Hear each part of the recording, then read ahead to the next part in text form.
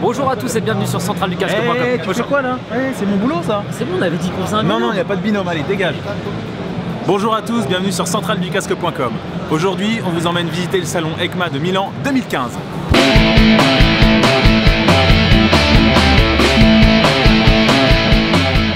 L'EICMA de Milan en Italie, c'est la Mecque de la moto.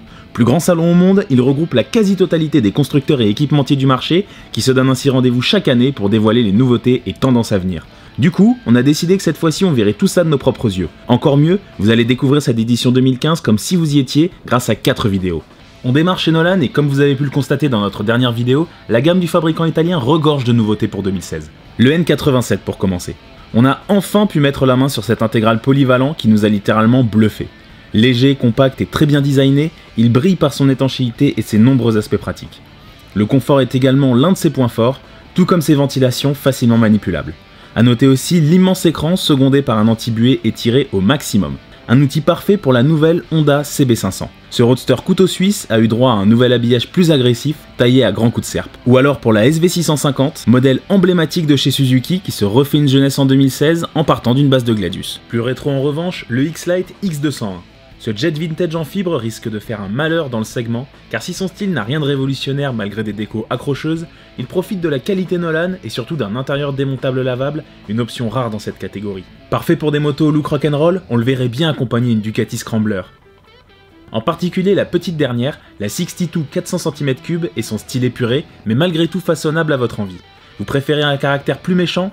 Optez pour la Moto Guzzi V9 Bobber. Avec son gros pneu avant et sa teinte mate, elle fait son effet. Le X1003 Ultra Carbone maintenant.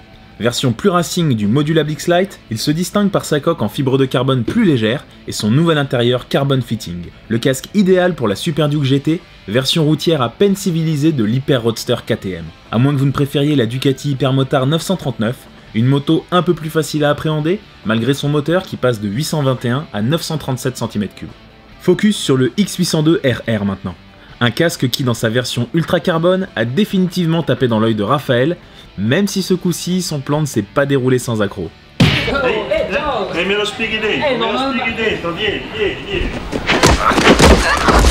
Si l'extérieur ne change pas, c'est l'intérieur Carbon Fitting révolutionnaire qui interpelle.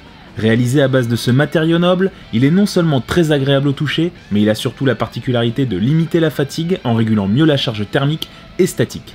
Des prétentions à vérifier au guidon de la toute dernière Kawasaki ZX-10R.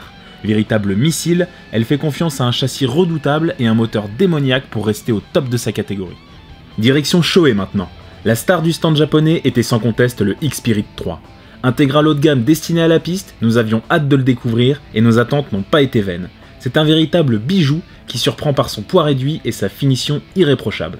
Aérodynamique à l'extrême, il a été conçu pour aller très vite, à l'image des différents spoilers et du verrouillage d'écran. Mais le confort est total car il est même possible de régler la position des mousses intérieures. S'il fallait une machine pour le tester là, tout de suite, on sauterait sans doute sur la nouvelle Suzuki GSX-R. Sur la nouvelle GSX-R 1000 Concept. Véritable retour en force de l'une des icônes de la catégorie sportive, il faudra malheureusement attendre la fin de l'année 2016 avant de pouvoir la chevaucher.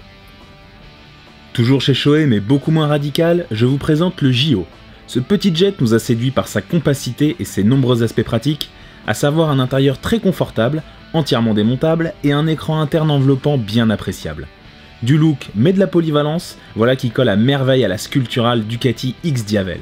Typée davantage custom que la Diavel, elle déborde de pièces haute facture pour en faire une moto qu'on peut admirer des heures et des heures sans jamais se lasser.